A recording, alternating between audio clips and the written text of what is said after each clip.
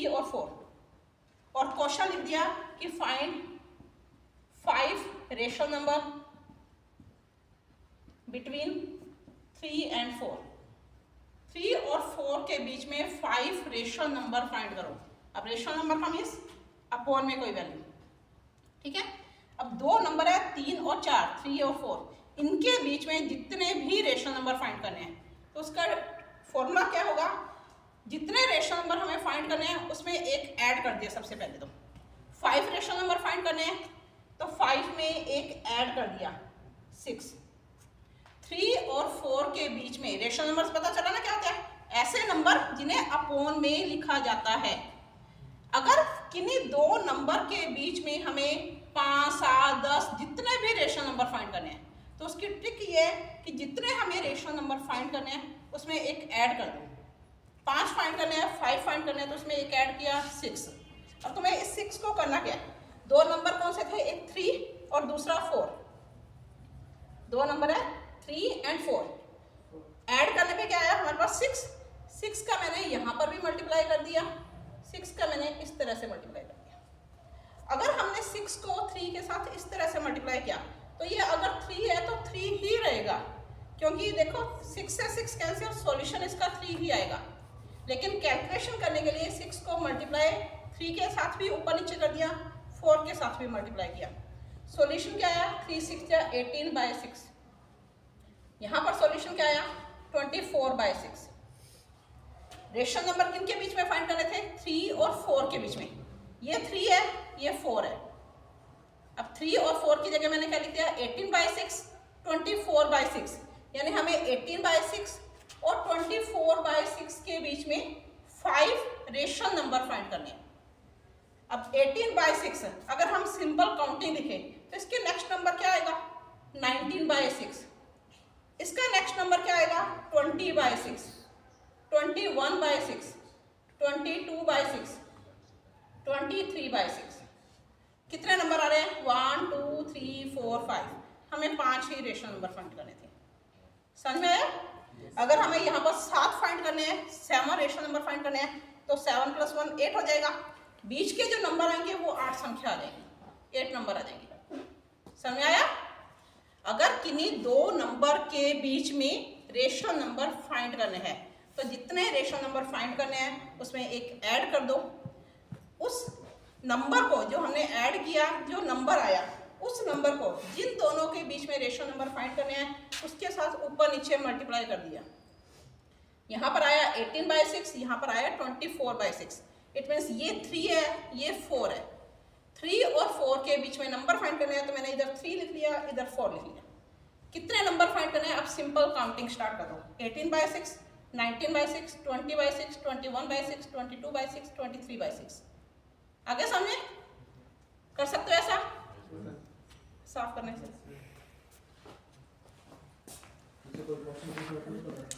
कुछ भी पूछना हुआ पूछ लेना। देखो इसी में रेशनल नंबर में अगर हम ये लिखें कि 2 को 3 से डिवाइड करना है तो किस तरह से डिवाइड करेंगे, 2 3 डिवाइड करना आता है सबको।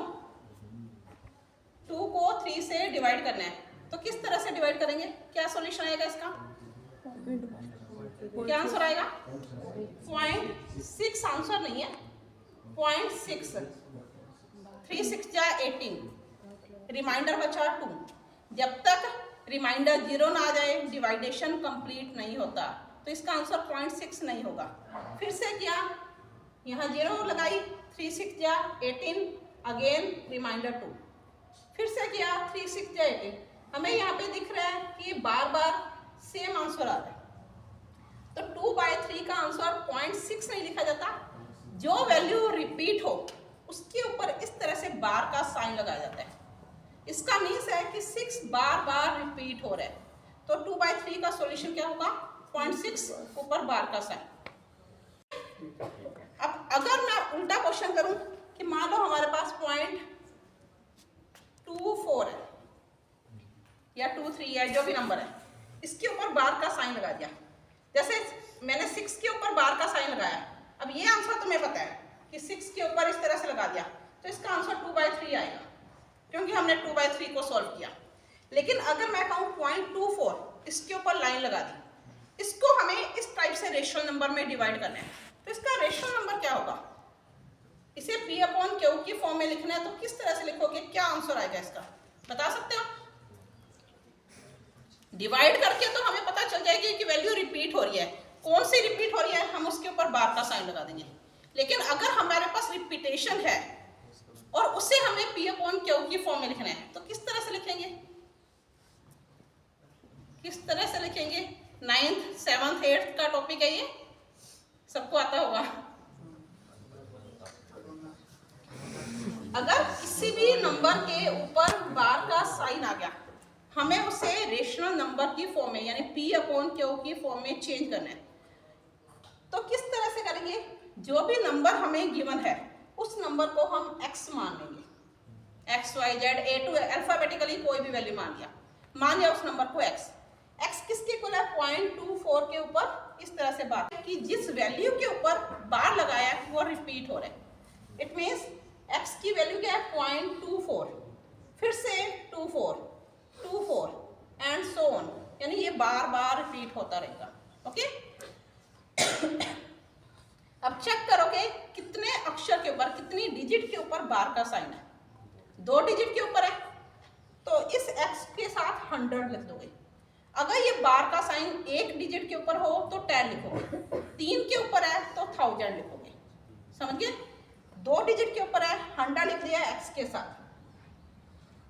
अगर x के साथ 100 लिखा यानी कितनी जीरो लगाई हमने? 2 जीरो, तो पॉइंट को 2 स्टेप आगे ले जाओ।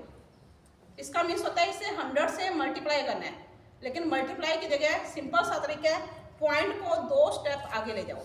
अगर हमने 10 का मल्टीप्लाई किया, 10 में 1 जीरो आती है, पॉइंट को 1 स्टेप आगे ले जाओ, तो पॉइंट को 2 स्टेप आगे लेके जाओगे तो क्या हो जाएगा? 24.24 एंड सो ऑन। समझ आया? अगर किसी भी दशमलव संख्या को, इसे कह सकते हो पॉइंट की संख्या को रेशनल नंबर की फॉर्म में कन्वर्ट करना है, तो जो भी नंबर है उसे x इक्वल लिख लिया। हमने चेक किया बार कितनी डिजिट के ऊपर है, उतने जीरो लगा दिए x के साथ, यानी 100 10,000 10,000 उस टाइप से मल्टीप्लाई कर लिया। जितनी जीरो लगाई पॉइंट को उतने स्टेप आगे ले जाओ। नेक्स्ट क्या करना है? जो भी यहाँ पे लिखा है 100 लिखा है, उसमें से एक कम कर लो। 100 में से एक कम किया तो 99। अगर यहाँ पे 10 लिखा होता, एक कम करते तो 9 आ जाता।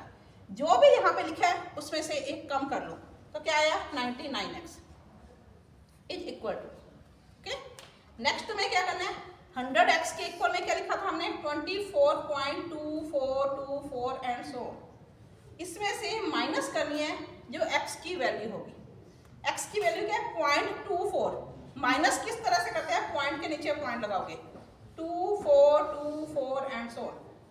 माइनस करना तो सबको आता होगा। 4 में से 4 कट गया 0, 2 में से 2 कट गया 0, 0 0 24। जो भी सॉल्यूशन आएगा, मैंने सिंपल सा क्वेश्चन लिया था जिसमें पॉइंट के बाद कोई डिजिट नहीं आ रही, तो इसका सॉल्यूशन क्या आया? ओनली 24। किस तरह से किया? 100 लिखा है, एक कम कर लो, जो भी यहाँ पे लिखा हुआ 10 100 1000 जो भी लिखा हुआ एक कम कर लो। 100 में से एक कम किया 99, 100 में से एक घटाया 99 इज इक्वल टू। इक्वल में क्या लिखना है? 100 के साथ जो भी वैल्यू लिखी हुई है वो वैल्यू, उसमें से माइनस करनी है x की वैल्यू।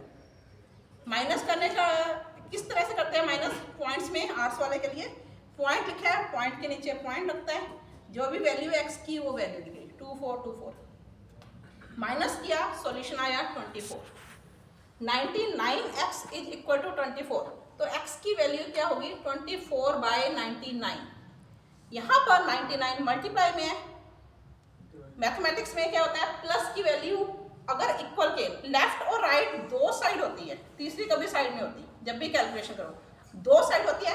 लेफ्ट साइड में अगर प्लस में है, हमें उसी वैल्यू को राइट साइड में लेके जाना है तो वो माइनस हो जाता है, माइनस है तो वो प्लस हो जाता है, मल्टीप्लाई है तो वो डिवाइड हो जाता है, डिवाइड है तो वो मल्टीप्लाई हो जाता है। अब यहाँ पर x के साथ 99 मल्टीप्लाई है तो इक्वल में जाने पे डिवाइड, इक्वल में जाने पे डिवाइड हो जाएगा, तो x की वैल्यू यहाँ पे क्या आ जाएगी? 24/99। यानी अगर इसे P/Q में चेंज करोगे तो 24/99। इससे